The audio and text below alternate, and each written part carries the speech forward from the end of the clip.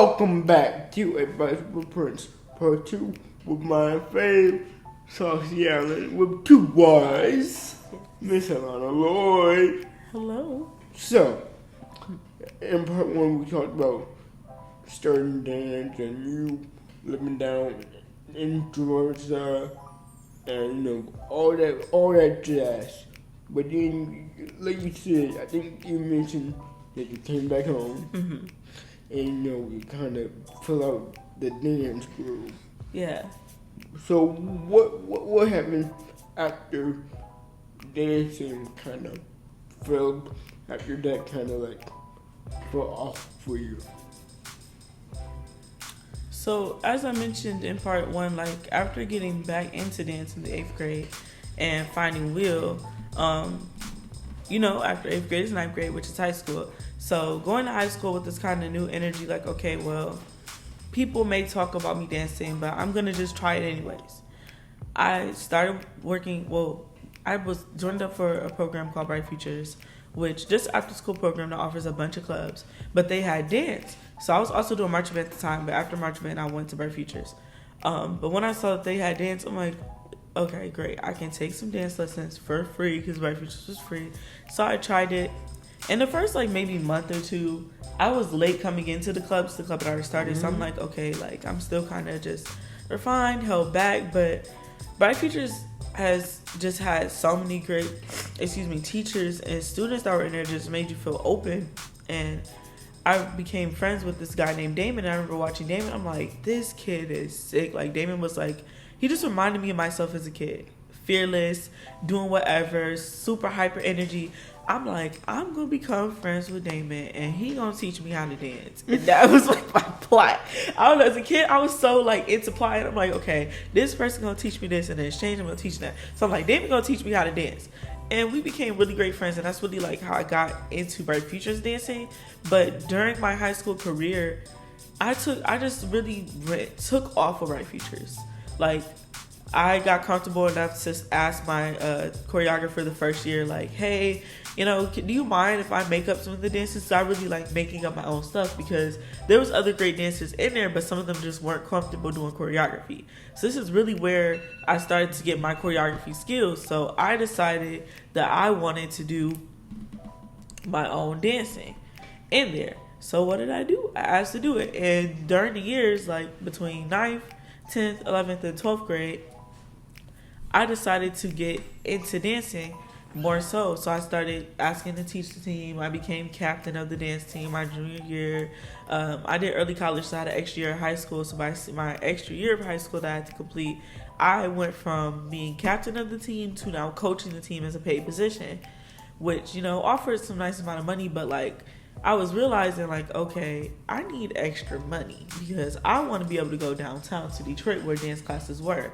So I think I started selling wings at first because my extra year of high school, I had a key to the dance studio. Of course, let myself in because I was coaching, but I was doing something I wasn't supposed to be doing, but I did it to raise money for myself because I needed the extra money for dance. I was plotting. I've always had a hustle, a plot, and a plan, if I'll say that. So what I would do was, my mom had put her own little spin on this wing sauce called Hot and Stinky Wings that my school chef that came up with. Shout out to chef. But those wings became really popular my brother's graduation party. And people would just be begging my mom to make wings. So at first, in high school, we was throwing, I would throw fundraisers for stuff, for the dance team, for band. If a friend needed extra money, I was the first one to be oh, we having a party, fundraiser, boom, bet. So I'm like, okay, people go crazy about these wings. I'm going to sell the wings.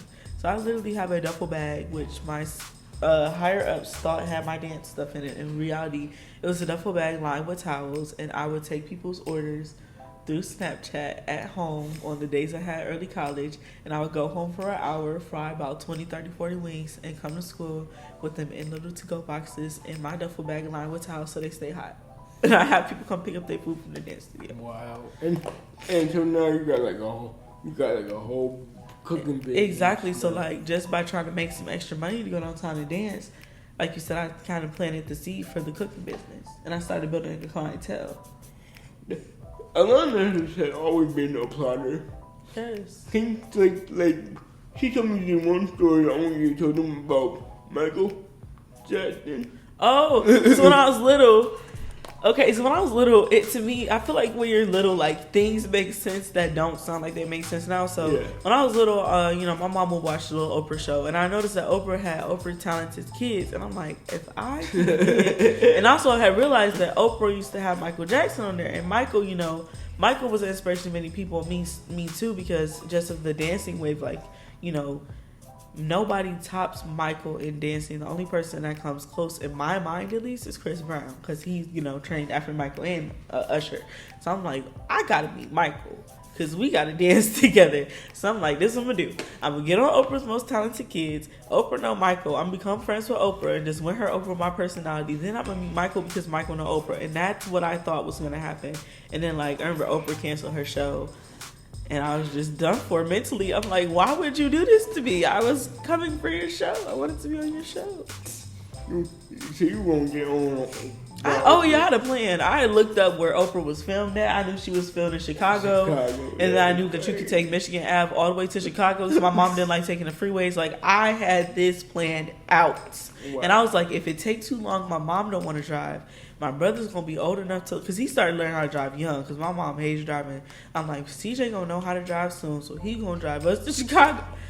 I was serious, you guys. Okay, so that brings me to my next point, because you always have this hustle. Yeah. So you went back to Atlanta. Yes. For college. Like I said, I always wanted to go back to Atlanta. So I'm like, HBCU's the right thing. And I was in band in high school, being a band geek. I'm like, I gotta go somewhere with a bomb marching band.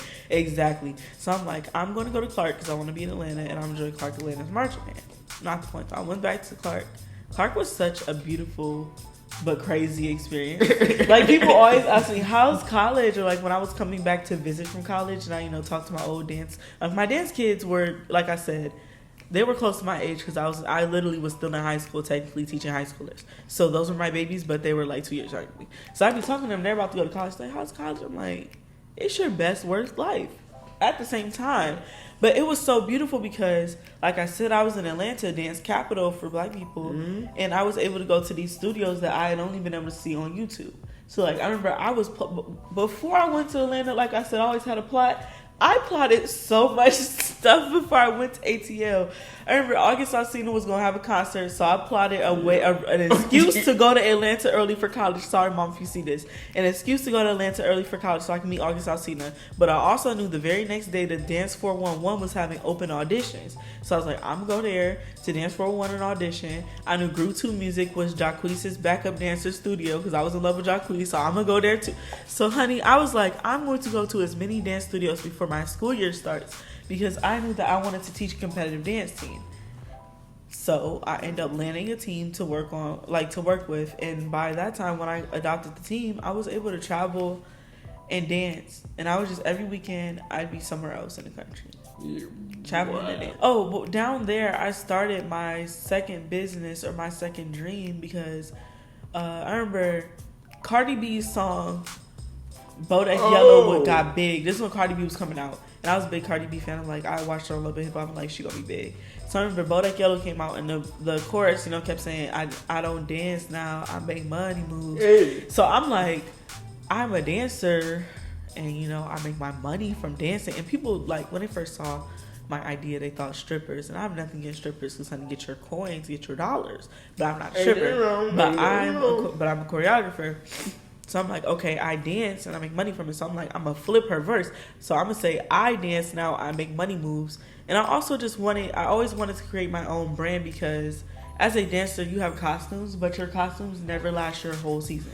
Nope. Them costumes getting tore up. They're expensive. So I'm still in the process of developing this brand, and really I'm taking my time with it because I want it to be perfect for dancers. But that's when I came out with just the shirts as prototype, but just a step one. And the shirts had my little logo on the back. I finally got my logo done. And I was so hyped about creating this business, because I was like, this is stuff I'd only dreamed of. And I never thought that I'd be able to do it. But I just went down there and I just was like, okay, I'm in a new space. I'm back in it. Well, I'm familiar with Atlanta, but I never lived in the heart of Atlanta. I'm in a new space. These people don't know me. I'm going to go down with the attitude of I'm going to be who I want to be in the future. I'm going to act like that now. So that's how I started manifesting. I believe you can manifest with the way that you act. So if you want, let's say like you want a new car, act like right now, like your car that you got is your new car. Take care of it that way. And speak out loud about the things you want. So I was down there acting like I was already a famous dancer. I'm like, oh yeah, my name's Saucy Allen. I'll be telling everybody that, like, anybody I met in the dance studio, I was the nicest person. I would go up to them like, hey, what's your name? I'm Alana, blah, blah, blah. You're that? Okay, here's my Instagram. Let me get your Instagram. Yeah, I'm Saucy Allen with 2 Y's. Who are you? It became a thing for me. Anywhere I went, I was telling people, I'm Saucy Allen with 2 Y's. I'm going to be a famous choreographer one day. This is what I've done so far. This is what I'm going to do. So I just went down there and I'm like, this is who I want to be. This is the track that I'm on, and that's how I'm going to act. Okay, question. Where did the name come from, though? Oh, Saucy Allen. Okay, so it came because my best friend Brianna, she had a very close friend when we was in high school. They're still close, named named Vanessa. And I think Vanessa and her friends had like Spicy Nest and something else. So Brianna wanted nicknames for me and her. I'm like, oh, you can be Spicy Bree because we call her Bree. And I was like, thinking to myself, like, when I dance, people used to call my dance like saucy. That was really popular back then. Like the term to have sauce, like you got swag, you got sauce.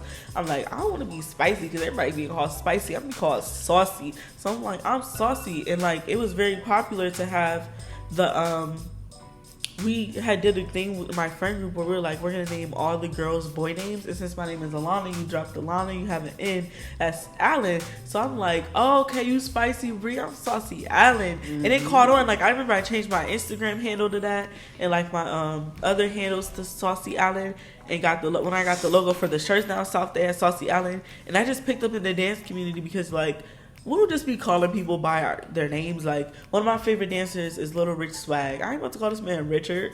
Like, that would sound boring. His name is Little Rich Swag. Like, that just sounds so cool, so saucy. So, that's how I came about Saucy Allen. You gotta have a cool name.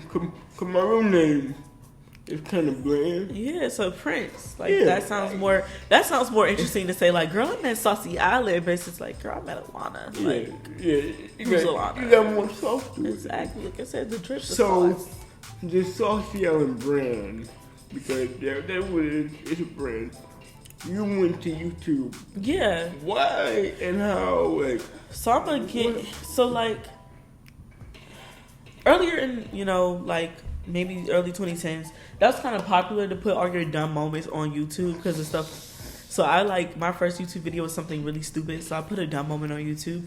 But as I was getting older, I always watched Will on YouTube, and I watched all these other dancers, and I didn't realize that they were making money from it until I started seeing videos about monetizing. So I'm like, I'm making money on YouTube? So I started putting my stuff on YouTube, and I just felt like it was always a fun way for me to keep up with things. And then that got into when we started traveling more. That's like my most popular thing is my travel vlogs on YouTube and my natural hair videos. I cut my hair for the first time in college and went deeper into my natural hair experience, and people loved my hairstyle, so I YouTube it. And when I travel with Harold, because we travel so much, I was like, this would be because I loved watching travel vlogs. I'm like, this would be a dope YouTube video. So I started YouTubing our traveling. But yeah, it really just started with like, okay, let's be like everybody else, upload our stupid videos. But I'm like, oh, I'm making money from this? Yeah. Let me hop on the train. Any way to make money that I can do personally, I'm gonna figure it out and hop on the train. There's always some kind of, there's always a way to better yourself. Exactly. In any situation, right? Exactly. So like you said, we do love to travel. Yes. And we've been to, help me out, Chicago. More places than I could ever name. You said Chicago, New York. We went to Atlanta. We went to Augusta. We've been to Cleveland. We've been to a bunch of other places. The point is, we love to travel. And one thing, like for me, and Alana can attest to this. If you tell me not to do it, I'm going to do it. So most of the time, she'll get a call, well, FaceTime from me like, yo, I need you to pack your bag because we're going. And she's like, where we going? I'm like, we're going to New York. Why? because we want to. Okay. And so that's that. But during these trips, we would meet people because I don't know what it is about us, but people gravitate toward us. Yeah. And so, like, okay, for like the second to last trip that we took, we went to Atlanta to go see Tyler Perry. And so we really wanted to meet the cast and Quay and David Timber, all that. And so Alana and I, this is really crazy. So we went to a matinee for the show, right? Right, Alana? Yeah. So what happened? So we went to a matinee for a show, and then me and Harold went out to eat at this Caribbean place after. And we're sitting there, and Harold's just like, I want to see it again. And I'm like, I knew he was going to say, because Harold likes to see the live show, and so do I. So he's like, I want to see it again. I'm like, okay, Harold, well, if we got the money to do it, if you got the money to do it, then let's do it. So he calls our cousin Daniel, who helps, Harold's day-to-day life, kind of like a manager. Yeah. And Dan's like, you know what? I'm not going to tell you no. If we can get tickets, do it. So Harold thinks to call the box office. And he knows entertainment, so he knows sometimes the box office will tell you there's no tickets there, but you got to go in person. Always try to your full extent. So nope, no tickets. We scratch that. We're 2 blocks away. We go back. We go to the box office, score great tickets. We go to the play. We watching the show. We're sitting towards the front. It's getting towards the end. Tamala sings "Take You to the King." That's why I'm stuttering, because she was singing, honey. And I'm like, me and Harold were like, okay, let's go back outside, because we wanted to catch Tyler, and he wanted to get another picture with Quay and possibly see, David and Tamala, because we didn't get to see David and Tamala, maybe see Cassie. So he's in the power chair, so I hop on the back of his chair. We're literally zooming through the aisles, zoom out of the Fox, go to the side door, and we're just waiting. And I remember I got my camera out, I'm ready. I'm like, okay, as soon as they come out, I'm gonna get them. So I'm looking, and I'm just like, looking, and mind you, we're not expecting to see anybody else but David, Tamala cast members. But I think you said on the way out, Tyler said there was a special guest. Yeah, okay, so before we went out, Alana was like, hey, let's go, so we're not bombarded with 2,000 people. I'm like, okay, that makes sense. And so Tyler was doing the curtain call, and he was talking, and he said, yeah, we got them real special guests here tonight. But me and Alana had already left the area, so we couldn't really hear what he said after that. Mm-hmm. And so we get to where the stage door is, and something just incredible that I had no idea, and she had no idea happening. What happened? Yeah, so I had my camera out, like I said, and I was about to record. I'm like, wait, I had it recording already, so I was ready. So I'm watching, and I see the top of a head. I'm like, wait a minute. I'm like, that looked like Sean Bankhead. And at the time, Sean Bankhead had really just started more so working with Missy Elliott, because I love choreography, so I know Sean from OMG Girls, back in the day. If you a fan, you know. So I'm like, if Sean here, then Missy is here. And lo and behold, Missy Elliott walked out next, and I was so starstruck. I just remember I was recording, and I'm like, oh my god, that's Missy Elliott. And I'm looking, I'm going back to my camera. I'm so in this place. I said it so calmly though. I'm like, that's Missy Elliott. And she heard me and looked and waved and kept going. But I felt like Harold was being the best cousin ever, because we were of course behind some security guards, but Harold was really trying to get her attention. And I really wish I wasn't so stuck, because I probably could have. But at the same time, once people peeped it was Missy, they started flocking over and they started flocking over and trying to get her attention. So she had her get in her car. But I just the whole way to Georgia, I kept saying, I don't know how, but I'm gonna see Missy Elliott. I don't know what's going on, but I'm gonna see Missy Elliott, because she had followed me on Twitter a couple days before. And I'm like, this is all the confirmation I need. She follows me. That means she's able to see my content. That means we're gonna work together. I'm going, and when we were in Atlanta, I'm like, ooh, she stays in Atlanta now. This is her place for real. Or she has, place in Atlanta now. I'm gonna see Missy. And lo and behold, by manifestation, like I said earlier in this video, I claimed what I wanted out loud. I claimed what I wanted out loud boldly and proudly, and I believed 100% in what I was saying, and I saw her. Yes, it happened. So like, they take it back. And I asked this to all my guests. If you were talking to, let's say, the 13-year-old Alana, what would you tell her? Hold on, girl, because what grade was I in? Ain't that like high school 8th grade? Well, when I moved back to Michigan, a lot of people don't know this, and I used to be ashamed to say it, but I don't care now. The curriculum is so different. So I had to repeat the 5th grade when I came to Michigan. So that's why, I had to really think. I'm like, okay, 13. I was technically in 8th grade, and that's when I started back dancing.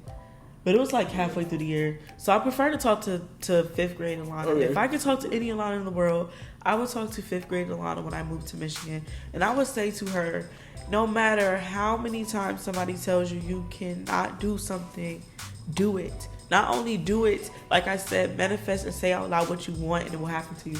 I would tell 5th grade Alana that yes, it's going to be a little harder for you because you're a woman of color. More specific, you're a black woman of color. So it is going to be harder for you, naturally.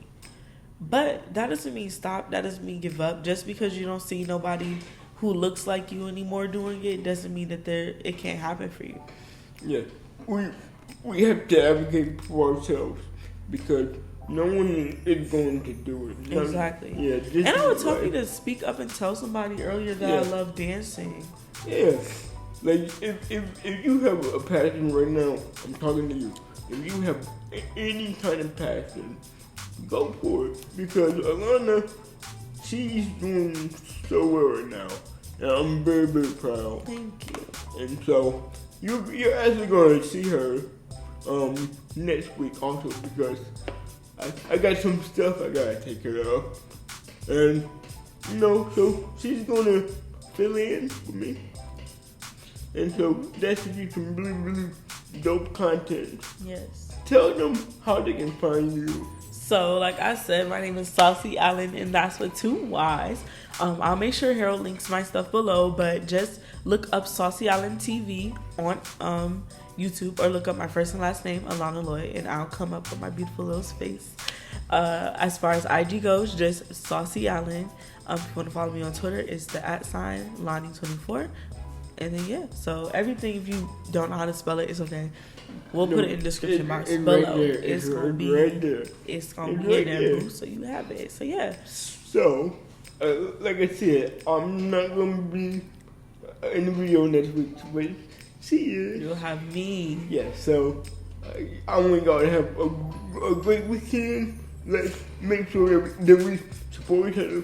Make sure that we get out there and sign those petitions to arrest these cops that killed Breonna Taylor. And everybody else who's been wrongfully done. Yes. Remember that Black Lives, even if you aren't black, Black Lives Matter is not a trend. I understand we have our own issues within our community and we should do so and such to address them with our community. But remember, it's not a trend. It's not just an Instagram post. It's a day-to-day battle, and we are still fighting. So please don't give up that fight. Yeah, so I'm going to link some charities that will help you get those cops together. And so, like I said, until next week, bye. See you guys.